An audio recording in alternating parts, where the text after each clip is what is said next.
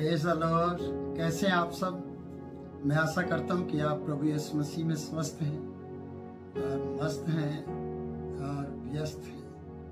आइए हम परमेश्वर के वचन की ओर आगे बढ़ते हैं। परमेश्वर के वचन में, बाइबल में, पवित्र शास्त्र में इस प्रकार से पढ़ते हैं। मरकुस की किताब उसका 3रा अध्याय उसके 13 पद से, और आइए हम उस वचन को पढ़ेंगे मेरे प्रियो। फिर वह पहाड़ पर चढ़ गया और जिन्हें वह चाहता था उन्हें उसके अपने पास बुलाया और वे उसके पास आए। वो पहाड़ पर चढ़ गया और जिन्हें वो चाहता था उन्हें अपने पास बुलाया और वो उसके पास आए। आज प्रभु की बुलाहट आपके लिए भी है। आज परमेश्वर के पुत्र यीशु मसीह की कॉलिंग आपके लिए भी है मेरे प्रिय बहन, मेरे प्रिय भाई। वो आपको बुलाना चाहता है। वो ऊंचे से आपको पुल करना चाहता है, खींचना चाहता है और अपने साथ रखना चाहता है और अपने कार्यों को आपके द्वारा करना चाहता है। इसलिए यहाँ पर हम उन लोगों को देखते हैं जो 12 लोग थे। 14 पद में हमें इस प्रकार से मिलता है, तब उसने 12 पुरुषों को नियुक्त किया कि वे उसके साथ साथ रहें। कितनी सौभाग्य की बात है, कितनी खुशी की बात है और आनंदमय बात है, मनोहर बात है कि वो उसके साथ साथ रहें। जब बाइबल का ये वचन मरकुस की किताब उसका 3रा अध्याय और उसका 14 पद हमें बताता है कि उसने 12 पुरुषों को नियुक्त किया कि वो उसके साथ साथ रहें और वो उन्हें भेजे कि वो प्रचार करें। साथ साथ भी रहेंगे और प्रचार भी करेंगे और उसे उन्हें भेजेगा एक जिम्मेवारी के साथ, एक अधिकार के साथ, कि वो जिम्मेवारी उठाते हुए परमेश्वर के काम को कर पाए। यीशु मसीह हमारा प्रभु हर एक का आदर करता है, हर एक को बुला रहा है। उसने जो 12 पुरुषों को नियुक्त किया और 12 पुरुषों को अपने पास बुलाया जब वो पहाड़ पर चढ़ा। पहाड़ पर चढ़ने का मतलब ये था कि उसने वो अपना समय परमेश्वर के साथ बिताया और साथ में जैसे वो ऊंचे पर चढ़ा, पहाड़ पर चढ़कर परमेश्वर के साथ बात करता रहा। आज उसी प्रकार आपको भी परमेश्वर के पुत्र यीशु के साथ ऊंचे पर जाने की जरूरत है। आपको भी प्रभु यीशु मसीह कॉलिंग करके बुला रहा है या आपको बुलाहट दे रहा है कि आप उसके पास आ जाएं। और उसके बाद लिखा है कि उसने नियुक्त किया और ताकि उसके साथ साथ रहें और उन्हें भेजा कि वो प्रचार करें। और 16वां पद बताता है कि वे ये हैं शिमोन, जिसका नाम उसने पतरस भी रखा। शिमोन का नाम परमेश्वर के पुत्र यीशु ने पतरस रखा, जो चट्टान के रूप में जाना जाता है। 15वें पद को हम फिर से वापस चलते हैं। 16 के बाद लिखा है कि दुष्टात्मा को निकाले और उन पर अधिकार रखे। प्रियो, परमेश्वर के वचन में जब हम पढ़ते हैं कि तुम परमेश्वर के अधीन हो जाओ और शैतान का सामना करो, तो शैतान तुम्हारे सामने से भाग जाएगा। आज परमेश्वर का वचन इस तरीके से बता रहा है, हमें सिखा रहा है प्रियो कि यीशु मसीह ने अपने उन 12 लोगों को, 12 शिष्यों को वो अधिकार दिया कि वो दुष्टात्मा को निकाले। पहला हम जब पढ़ते हैं कि उसने पास बुलाया और उसके पास गए और उन्होंने 12 पुरुष को नियुक्त कर दिया। और नियुक्त करने के बाद वो ताकि उसके साथ साथ रहे और उन्हें भेजे कि वो प्रचार करें। और उसके बाद बताते कि दुष्टात्मा को निकाले और उन पर अधिकार रखे। याद रखना, दुष्टात्मा पर आपका अधिकार है, दुष्टात्मा का आप पर अधिकार नहीं है। आज हम संसार में देखते हैं कि बहुत से लोग दुष्टात्मा के अधिकार में आ गए, जबकि प्रभु यीशु मसीह ने अपने लोगों को दुष्टात्मा पर अधिकार दिया कि वो दुष्ट पर अधिकार करे और उसे अधिकार में रखे और उसे निकाले लोगों के बीच से, उसे ताड़ न दे, उसे यीशु के नाम में सजा दे। जो लोगों को परेशान करता है दुष्टात्मा, उसको निकालकर उस अधिकार का प्रयोग करें जो यीशु मसीह ने आपको और हम सबको दिया है। प्रियो, मैं ये कहना चाहता हूं कि उसके बाद अधिकार के साथ जिंदगी जीना चाहिए, क्योंकि दुष्ट आत्मा का अधिकार आपको दिया है कि निकाल सके, उसे डांट सके, उसे फटकार सके, उसकी चाल को आप समझ सके, उसके कार्य को आप समझ सके।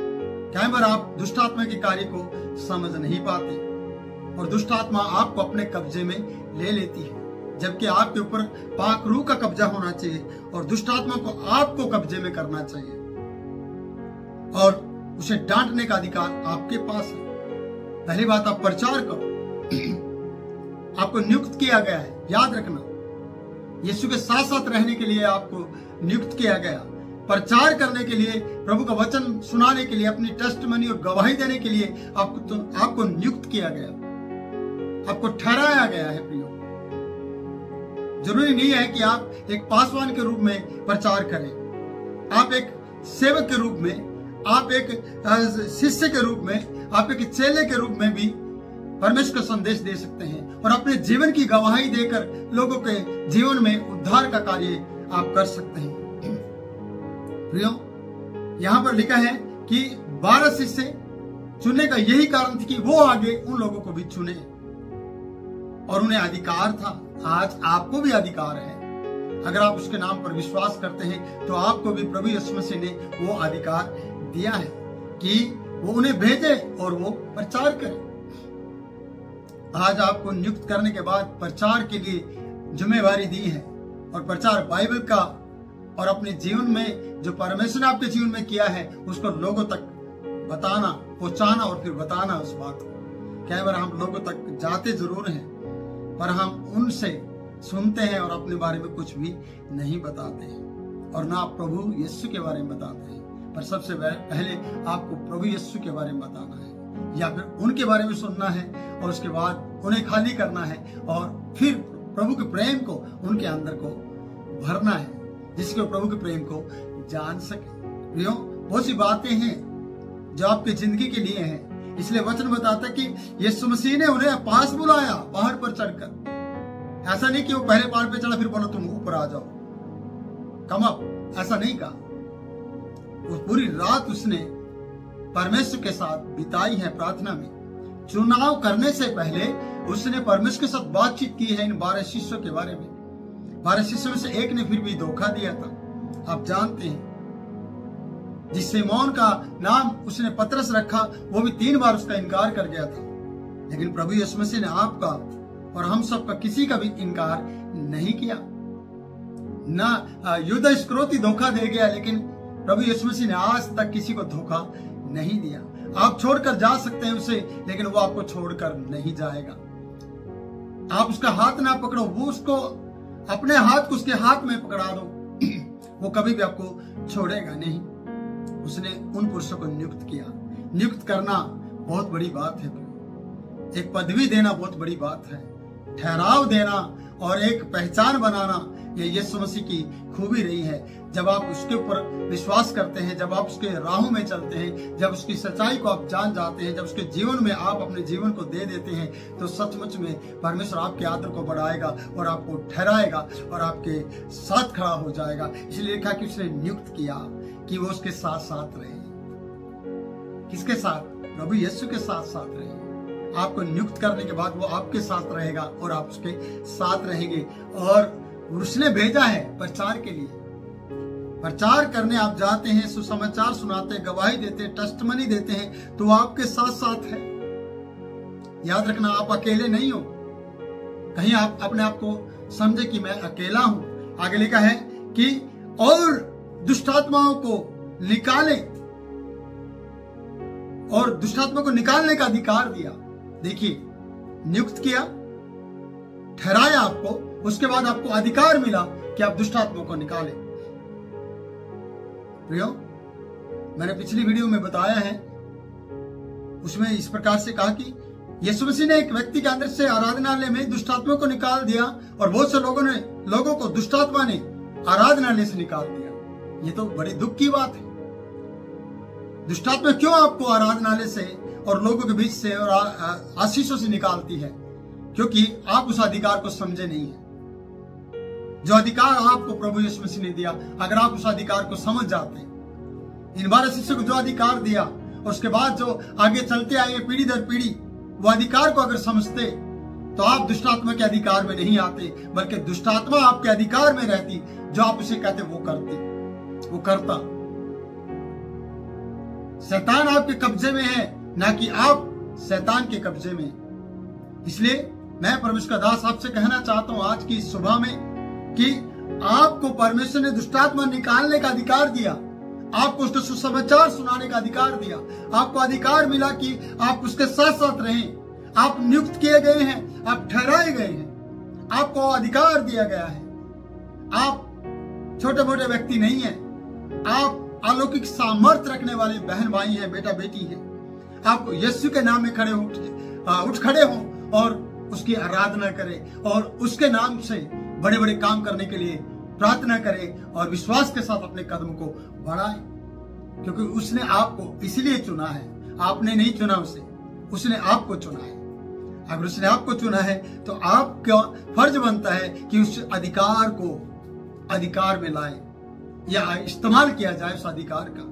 इसलिए प्रियो, ये वीडियो आपको ये सिखाना चाहती है। इस वीडियो के माध्यम से मैं ये सिखाना चाहता हूं कि आपको परमेश्वर ने नियुक्त किया है ताकि वो आपके साथ साथ रहे और आप उसके साथ साथ रहें, और उन्हें इसलिए भेजा है कि वो प्रचार करें और दुष्टात्मा पर अधिकार रखें। आपको पूरा अधिकार मिला है।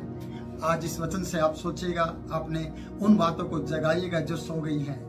उस वचन को पढ़िएगा, इस वीडियो को देखकर अपनी एनर्जी को और अपनी प्रार्थना की शक्ति को बढ़ाइएगा, अपने प्रार्थना के जीवन को बढ़ाइएगा।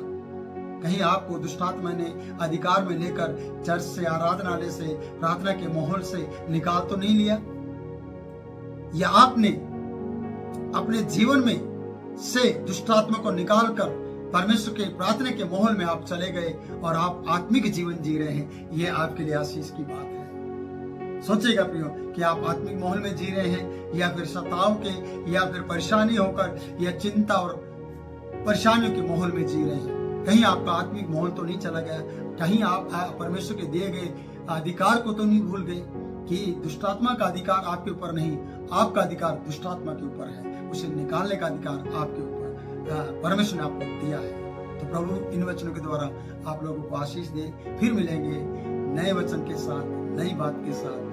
आज मुझे आप इजाजत दें और नए वचन में बात करके आपके साथ परमेश्वर की महिमा करेंगे। जय मसीह की।